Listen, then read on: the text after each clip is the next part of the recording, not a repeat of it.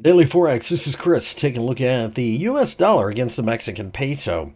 The US dollar did rally just a bit during the early hours on Wednesday, but really at this point in time, there's no momentum one way or the other. And that does make a certain amount of sense because, quite frankly, the US dollar is a little soft.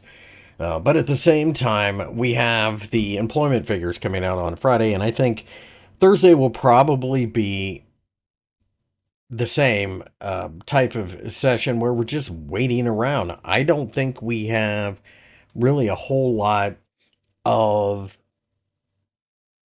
fundamental reason to go one direction or the other. Now, we did sell off from that initial panic after the tariffs were announced. But now we just find ourselves back in that same consolidation area that we had been in before. I think that's probably where we live for a while, between the 20 Mexican peso level on the bottom and the 21 Mexican pesos level on the top. The 50-day EMA is rising to the middle of this range, so I think it just lines up for a lot of Brownian motion and grinding.